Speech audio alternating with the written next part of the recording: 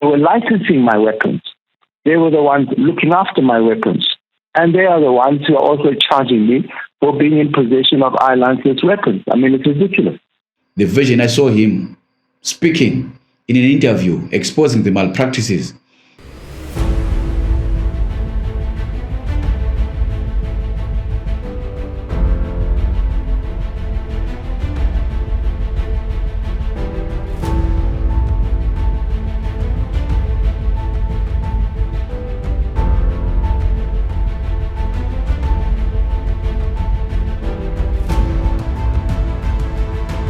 Viewers all over the world, I've got a prophecy for the nation of Botswana.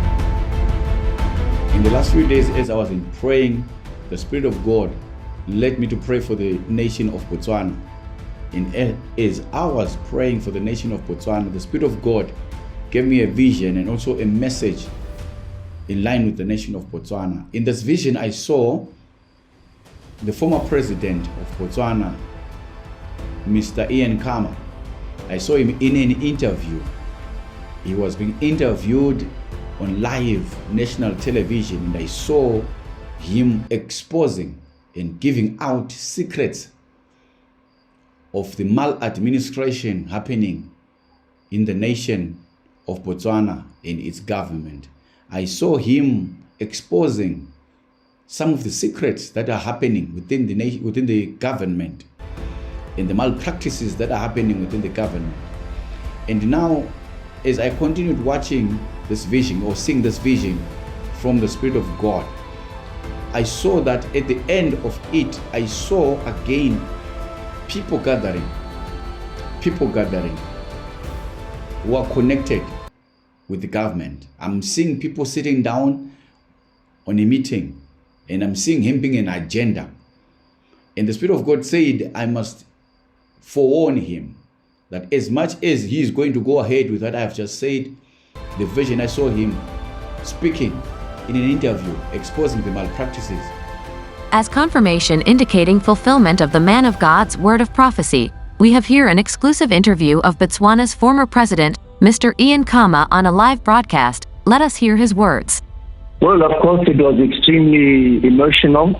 It was heartbreaking that the unexpected death of our sister took place in our absence, and we were not able to go back home because of the threats on our lives by the Masisi'S regime.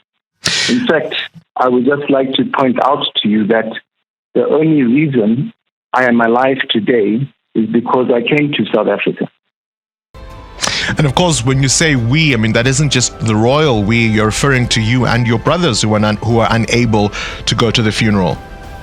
Exactly. In fact, I just want to correct something that you said earlier, that this spat between the two of us started because he fired me from the ruling party. The correction is that I actually resigned from the ruling party because they have departed from the principles and values that were set up in the nation of Botswana and its government. I saw him exposing some of the secrets that are happening within the government over many years, and that I was proud to lead at one stage. And, sure. I think perhaps you misunderstood. I merely said this is what is claimed. I didn't say that as a matter of fact. I said that's what is being claimed since you left. But let's start with this issue of the High Court in Johannesburg. They, of course, are saying, look, you can't be granted a preemptive order. Any extradition request would be viewed on its merits should it be made. Are you concerned that one will eventually be made? Well, I have said before that if an extradition request came through, I would welcome it, because it would then give me the opportunity to be able to state my case before an independent and foreign court. Because in the Botswana courts, in one or two, and I'm emphasizing one or two, not the entire judiciary, they had been captured by the state to do Masisi'S bidding. And that's one of the reasons why I'm here. In fact, just on Monday, there was supposed to be a ruling in a magistrate's court concerning this firearms case that you talked about, and the expectation was that we were going to do well in it. And then last minute, the magistrate does something unusual. He calls my lawyer and says that he's postponed the judgment, giving the judgment, because he's going on an official trip. And those kind of things is very unusual, but this is the kind of thing that is happening now in Botswana. In the malpractices that are happening within the government. So we're just having to wait once again for this case, because it's been postponed since beginning of last year. It just keeps getting postponed because they want to ensure that they keep me out of the country and with the threat of arrest for as long as possible, leading up to the elections next year. When we last spoke to you, you'd hired this UK-based law firm owned by Cherie Blair that cleared you of money laundering allegations. But these charges around weapons possession, where do those stem from? We were not only cleared by Cherie Blair's law firm, we were also cleared by the High Court and the Court of Appeal in Botswana.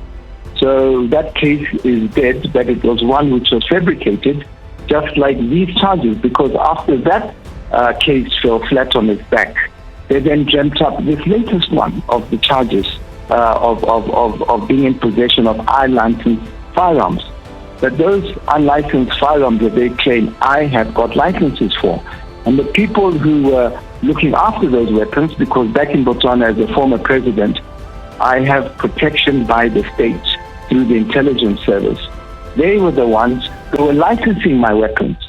They were the ones looking after my weapons.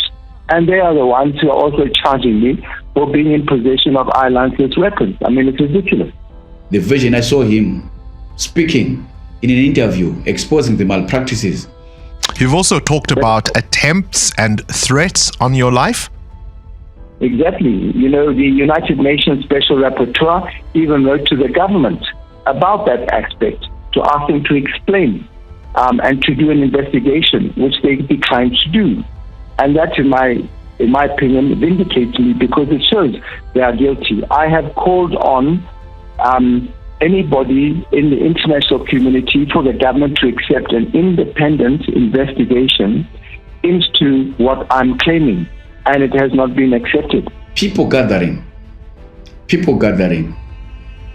who are connected with the government. I'm seeing people sitting down on a meeting, and I'm seeing him being an agenda.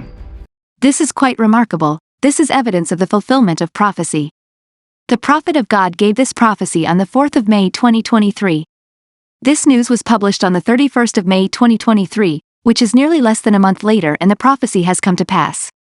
To God be the glory, as we have his servant among us to see international events before they occur. He is the prophet of God, Prophet E.G. Sibanda. We have a true called prophet of God, a man with eyes to see and a voice to reveal the mind of God at each present moment. A man with a special grace to benefit each and every one of us. He is the prophet of God, Prophet E.G. Sibanda. Join him every Sunday at Living Christ Deliverance Ministries, number 8494, Glenwood, Kwekwe, Zimbabwe.